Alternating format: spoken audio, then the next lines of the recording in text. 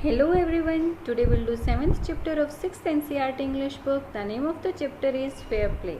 This is the story of two good friends. The name were Juman Sheikh and Algu Chaudhary. Let's start the chapter. Juman Sheikh and Algu Chaudhary were good friends. Juman Sheikh और अलगू चौधरी बहुत अच्छे friends थे. So strong was their bond of friendship that when either of them went away from the village, the other looked after his family. उनकी जो friendship का bond था वो बहुत ज़्यादा स्ट्रॉन्ग था. मीन्स उनकी फ्रेंडशिप बहुत अच्छी थी. अगर दोनों में से कोई एक गांव से बाहर जाता था तो दूसरा जो है उसकी फैमिली का ध्यान रखता था. Both were greatly respected in the village. दोनों को विलेज में गांव में बहुत ज़्यादा रिस्पेक्ट किया जाता था. Jumman had an old aunt who had sum property. Jumman की एक ओल्ड आंट थी जिसके पास कुछ प्रॉपर्टी थी. This she transferred him on the understanding that she would stay with him and he would look after her. और उसने इस प्रॉपर्टी को जुम्मन को ट्रांसफ़र कर दिया था. और इस अंडरस्टैंडिंग पे यानी कि दोनों के बीच में ये अग्रीमेंट हुआ था कि उसकी आंट जुम्मन के साथ रहेगी और जुम्मन उसका ध्यान रखेगा. The arrangement work well for a couple of years. और कुछ सालों तक ये अरेंजमेंट बहुत अच्छे से चलती रही. Then the situation changed. और फिर जो है सिचुएशंस चेंज्ड हो गई. Jumman and his family were tired of the old relative. और जुम्मन और उसकी फैमिली दोनों ही अपने इस ओल्ड रिलेटिव से परेशान हो गए थे. यानी कि जो उनकी आंट थी, जुम्मन की जो आंट थी, उससे जुम्मन और उसकी फैमिली दोनों ही परेशान हो गए थे. Jumman became as indifferent to her as his wife who grudged even the little food that the old lady wanted every day. Jumman भी उतना ही परेशान हो गया था अपनी आंट से जितना कि उसकी वाइफ, जो कि उस लिटिल फूड यानी कि जो थोड़ा सा खाना उसकी आंट खाती थी वो खाना देते हुए भी उसकी वाइफ बहुत ज़्यादा परेशान होती थी. ग्रजेस मीन्स कि उस गिव अनविलिंगली वो उसको खाना देती थी. खाना देते टाइम वो हैप्पी फील नहीं करती थी, गुस्सा हो जाती थी कि हाँ हर टाइम उसको खाना देना पड़ता है. She swallowed this insult along with her food for a month. और कुछ टाइम तक, कुछ महीनों तक उसने इस इंसल्ट को अपने फूड के साथ ही स्वेलो कर लिया. यानी कि वो इसी तरह से उस इंसल्ट को सहन करती गई. But patience has its limits. लेकिन पेशेंस की भी अपनी कुछ लिमिट्स होती हैं. One day she spoke to Jumman, my son, it is now obvious that I am not wanted in your house. एक दिन वो जुम्मन से कहती है कि माई सन, अब ये क्लियर हो चुका है कि मैं तुम्हारे घर में अनवांटेड हूँ. यानी कि मुझे तुम्हारे घर में कोई भी पसंद नहीं करता, कोई नहीं चाहता है. Kindly give me a monthly allowance so that I can set up a separate kitchen. Kindly please मुझे जो है एक मंथली अलाउंस यानी कि मंथली कुछ पैसे देना स्टार्ट कर दो ताकि मैं अपना जो है एक सेपरेट किचन सेटअप कर सकूं. My wife knows best how to run the house, be patient, said Jumman shamelessly. Jumman जो है शेमलेसली बड़ी गंदे तरीके से अपनी आंट को कहता है कि मेरी वाइफ को बहुत अच्छे से पता है कि घर को कैसे चलाना चाहिए, आप शांति रखिए, B patience. This made his aunt very angry and she decided to take her case to the village panchayat. और जुम्मन की इस बात से आंट को बहुत ज़्यादा गुस्सा आता है और वो अपना केस जो है विलेज पंचायत तक ले जाती है. For many days the old lady was seen talking to the villagers, explaining her case and seeking their support. कुछ दिनों तक ओल्ड लेडी जो है विलेजर से, गांव वालों से बातें करती रही, अपने केस को एक्सप्लेन करती रही और उनका सपोर्ट चाहती रही. Some sympathized with her, other laughed at her, and a few other advised her to make it up with her nephew and his wife. कुछ जो है उसके प्रति कुछ ने सहानुभूति दिखाई, कुछ उस पर हंसे और कुछ ने उसको एडवाइस किया कि वो उसके भतीजे, उसके नेफ्यू और उसकी वाइफ के साथ जो है अरेंजमेंट बना के रखे, यानी कि जो सब चल रहा है उसको चलने दे. At last she came to Algu Chaudhary and spoke to him. You know चाची, Jumman is my best friend, how can I go against him, Algu said. At last Jumman की जो आंट थी वो अलगू चौधरी के पास जाती है जो कि जुम्मन का बेस्ट फ्रेंड था. इस पर अलगू कहता है कि चाची आप जानती हैं जुम्मन मेरा बेस्ट फ्रेंड है, मैं उसके खिलाफ कैसे जा सकता हूँ. But is it right my son to keep mum and not say what you consider just and fair pleaded the old lady. अब ओल्ड लेडी आगे कहती है कि क्या माई सन, क्या ये बिल्कुल सही होगा तुम्हारे अकॉर्डिंग, कि हाँ जो तुम्हें सही लग रहा है, जो फेयर है, जो जस्ट है, सही है, उसको तुम कंसिडर ना करो, और जो गलत चीज़ है उसको देखते हुए भी मम मीन्स चुप रहो। Okay, come to the panchayat and speak the truth, she said. Algu didn't reply, but her words kept ringing in his ears. Algu जो चाची अलगू को कहती है कि तुम पंचायत में आओ और सच्चाई बोलो, बट अलगू इस पर कुछ भी नहीं बोलता है। बट जो चाची के जो वर्ड्स थे, जो उसने कहा था कि तुम्हें सही का साथ देना चाहिए, गलत को ये जानते हो कि तुम ये गलत हो रहा है, उसको देखकर तुम अगर चुप रहोगे तो क्या ये सही होगा, ये जो वर्ड्स थे उसके कानों में गूंज रहे थे बार बार। Second part, the panchayat was held the same evening under the old banyan tree. Panchayat जो है उस शाम को पंचायत ओल्ड बनियन ट्री के नीचे होती है। Jumman stood up and said the voice of the panch is the voice of the God. Jumman खड़ा होता है और कहता है कि पंचों की जो आवाज़ है वो भगवान की आवाज़ होती है। Let my aunt nominate the head panch, I abide by her decision. वो कहता है कि मेरी आंट को अपना पंच नॉमिनेट करने दो, मैं उनके डिसीजन को रिस्पेक्ट करूँगा। The panch knows neither friend nor enemy. पंच का ना कोई फ्रेंड होता है ना ही कोई दुश्मन होता है। What do you say to Algu Chaudhary, the old lady announced. Old lady announce करती है कि अलगू चौधरी तुम इसके बारे में क्या कहते हो। मीन्स जो जुम्मन की आंट थी वो अलगू चौधरी को अपना पंच नॉमिनेट करती है। Fine, replied Jumman hiding his joy over this unexpected piece of luck. अब जुम्मन अपना जॉय, अपनी खुशी को छिपाते हुए कहता है कि चलो ठीक है, मैं अलगू को मानता हूँ कि भाई हाँ ठीक है, आपने अलगू को अपना पंच चुना है। क्योंकि जुम्मन को कहीं ना कहीं ये लग रहा था कि अलगू तो उसका फ्रेंड है और वो उसी का साथ देगा, तो इस वजह से जुम्मन मन ही मन बहुत ज़्यादा खुश हो रहा था।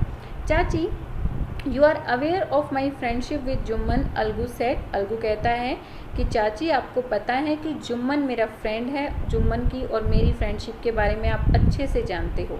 आई know that, replied the aunt, but I also know that you will not kill your conscious for the sake of friendship. Aunt कहती है कि मैं जानती हूँ कि जुम्मन तुम्हारा फ्रेंड है, लेकिन मैं ये भी जानती हूँ कि तुम गलत का साथ कभी नहीं दोगे अपने फ्रेंडशिप के लिए। मीन्स तुम अपनी फ्रेंडशिप को एक साइड रखोगे और सही का साथ दोगे। Gold lives in the heart of the punch and his voice is the voice of the God, and the old lady explained her case. Old lady अपने केस को एक्सप्लेन करती है और कहती है कि भगवान पंच के हार्ट में, पंच के दिल में भगवान का निवास करता है और उसकी आवाज़ भगवान की आवाज़ जैसे ही होती है। मीन्स जैसे भगवान सबके लिए सही करते हैं वैसे ही पंच भी सबके लिए सही करते हैं। Jumman said Algu, you and I are old friend, your aunt is as dear to me as you. Algu कहता है कि जुम्मन तुम और मैं बहुत पुराने फ्रेंड्स हैं और तुम्हारी आंट मुझे उतनी ही प्यारी है जितने कि मुझे तुम प्यारे हो। Now I am a panch and you and your aunt are equal before me, what have you to say in your defence. वो कहता है कि अब मैं एक पंच हूँ और तुम और तुम्हारी आंट दोनों मेरे लिए इक्वल हो, तुम अपने डिफेंस में क्या कहना चाहते हो। 3 years ago begin Jumman start करता है कि 3 साल पहले my aunt transferred her property to me, I promised to support her as long as she lived.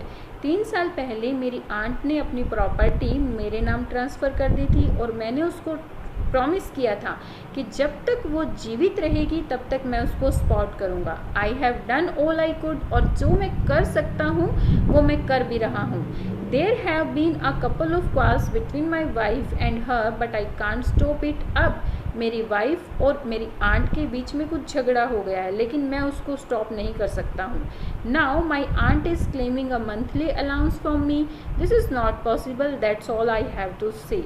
अब वो कहता है कि अब मेरी आंट मंथली अलाउंस मुझसे मांग रही है, यानी कि महीने का कुछ भत्ता मुझसे मांग रही है, जो कि पॉसिबल नहीं है। बस मुझे अपनी तरफ से इतना ही कहना है।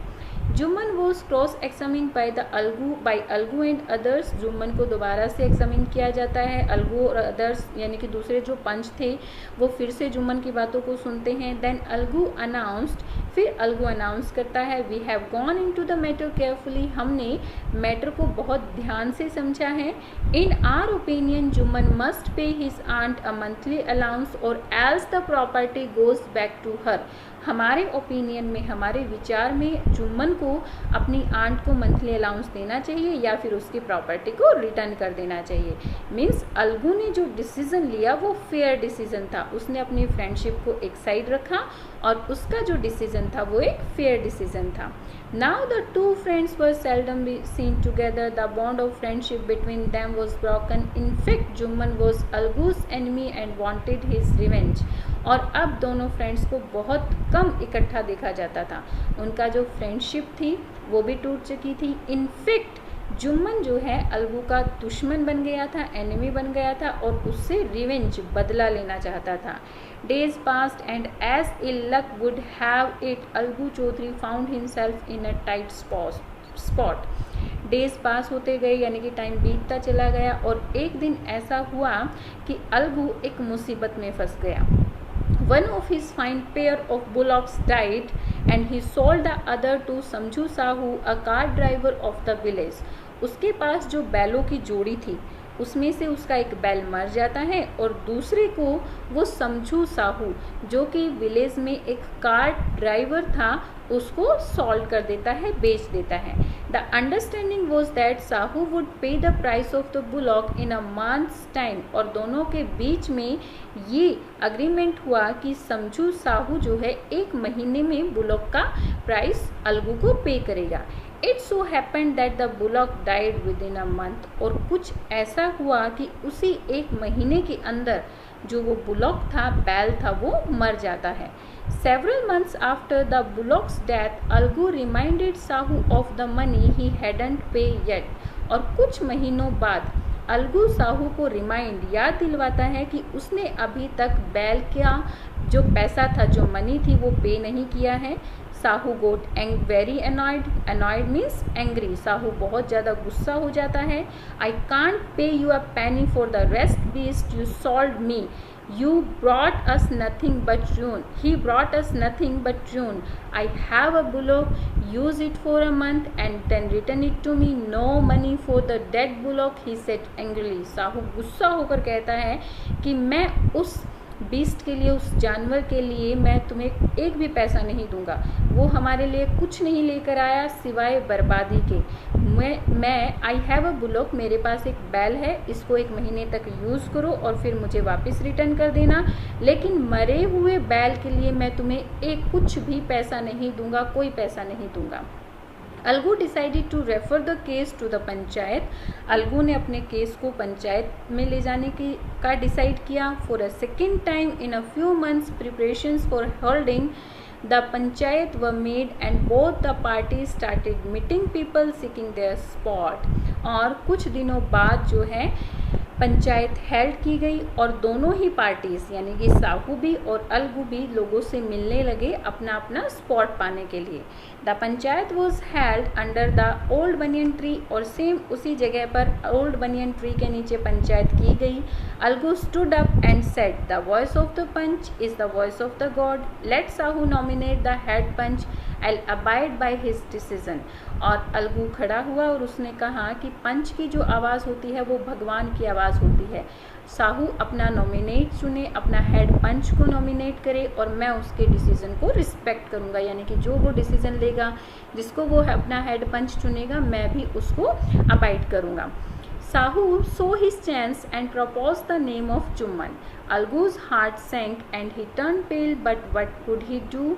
साहू ने अपना चांस देखा, मौका ढूंढा और उसने हेड पंच के लिए जुम्मन के नेम को नॉमिनेट किया।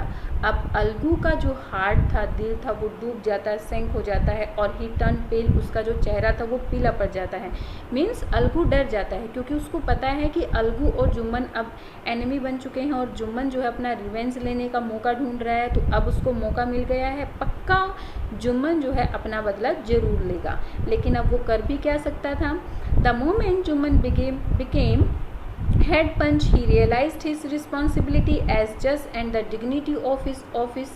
जैसे ही जुम्मन हेड पंच बना, उसको अपनी रिस्पॉन्सिबिलिटी की रियलाइजेशन हो गई, यानी कि एक पंच की, एक जज की क्या रिस्पॉन्सिबिलिटी होती है, उसकी क्या डिग्निटी होती है, उसको ये सारी चीज़ें रियलाइज़ हो गई. Could he seated in that high place has his revenge now? He thought and thought. उसने बार बार सोचा कि क्या उसको इतने ऊंचे प्लेस पर, यानी कि भगवान का जो प्लेस दिया गया है, क्योंकि ये बोला गया है ना कि the voice of the panch is the voice of the god. वो कहता है कि इतने ऊंचे प्लेस पर, भगवान के बराबर प्लेस पर उसको बिठा दिया गया है, क्या इस प्लेस पर बैठकर उसको अपना बदला लेना चाहिए? ये उसने बार बार सोचा. No, he must not allow his personal feelings to come in the way of speaking the truth and doing justice. उसने कहा कि नहीं, वो उसकी जो पर्सनल फीलिंग्स हैं, पर्सनल ग्रजेस जो हैं अलगू के साथ, उन्हें बीच में नहीं लेकर आएगा और वो सच बोलेगा और जस्टिस, न्याय ही करेगा. Both Algu and Sahu stated their cases, और अलगू और साहू दोनों ने ही अपने केसेस के बारे में बताया, उनकी जो जो बातें थी उन्हें बताया. They were cross examine and the case was considered deeply. दोनों को जो है क्रॉस एग्जामिन किया गया, यानी कि बार बार दोनों को एग्जामिन किया गया और उनके केस को डीपली समझा भी गया. Then Jumman stood up and announced. तब जुम्मन खड़ा हुआ और उसने अनाउंस किया, it is our opinion that Sahu should pay Algu the price of the bullock. ये हमारा ये विचार है कि साहू को बुलोक, बैल का जो प्राइस है वो अलगू को पे करना चाहिए. When Sahu brought the bullock it suffered from no disability or disease. जब साहू ने बैल को खरीदा, वो किसी डिसेबिलिटी और डिजीज से सफ़र नहीं कर रहा था, यानी कि उसको किसी टाइप की कोई बीमारी नहीं थी. The death of the bullock was unfortunate. और बुलोक का, बैल का मर जाना एक दुर्भाग्य था, अनफॉर्चुनेट था. But Algu can not be blamed for it. लेकिन अलगू को इसके लिए ब्लेम नहीं किया जा सकता है. Algu could not contain his feelings. Algu जो है अपने फीलिंग्स को कंटेन, छुपा नहीं पाया. He stood up and said loudly over and over again. वो खड़ा हुआ और बार बार बोला, victory of the panchayat, panchayat की जय हो. This is justice. God lives in the voice of the panch. यही न्याय है और गॉड जो है पंचों की आवाज़ में निवास करता है, यानी कि पंच जो फैसला लेते हैं वो भगवान के फैसले जैसा होता है. Soon after, Juman came to Algu, embraced him and said, since the last panchayat I had become your enemy. और थोड़ी देर बाद जुम्मन अलगू के पास गया और उसको गले लगाया. एम्ब्रेस्ड मीन्स गले लगा लेना. और कहा कि पिछली पंचायत से ही मैं तुम्हारा दुश्मन बन गया था. Today I realise that it meant to be a panch. आज मुझे रियलाइज़ हुआ कि पंच का बनना क्या होता है, मीन्स पंच की पोस्ट क्या होती है, उसकी डिग्निटी क्या होती है, वो मुझे आज रियलाइज़ हुआ. A panch has no friend nor enemy. एक पंच का ना कोई फ्रेंड होता है, ना ही उसका कोई एनिमी होता है, मीन्स ना उसका कोई दोस्त होता है, ना ही कोई दुश्मन होता है. पंच के लिए सभी लोग इक्वल होते हैं. He knows only justice. और पंच जो है सिर्फ जस्टिस, सिर्फ न्याय को ही जानते हैं. Let no one deviate from the path of justice and truth or friendship और एनिमिटी. और हमें अपनी फ्रेंडशिप और एनिमिटी को जस्टिस, न्याय के रास्ते के बीच में नहीं लाना चाहिए. यानी कि अगर किसी के साथ कोई बहुत अच्छी दोस्ती है या दुश्मनी है तो इस चीज़ को बीच में नहीं लाना चाहिए. एक पंच को सिर्फ और सिर्फ जस्टिस ही करना चाहिए, न्याय ही करना चाहिए. Algu embraced his friends and wept. Algu ने भी अपने फ्रेंड को गले लगाया और रोने लगा. And his tears washed away all the dirt of misunderstanding between them. और उसके आंसुओं ने उनके बीच में जो मिसअंडरस्टैंडिंग की जो जितने भी धूल थी उसे धो दिया. ओके, सो दोनों जो हैं अलगू और जुम्मन फिर से बहुत अच्छे फ्रेंड्स बन गए थे. यहाँ पर हमारे ये चैप्टर कंप्लीट होता है. I hope you got all the things related from the chapter. Please like and share my videos and subscribe my channel. Thank you. Bye bye. Keep learning.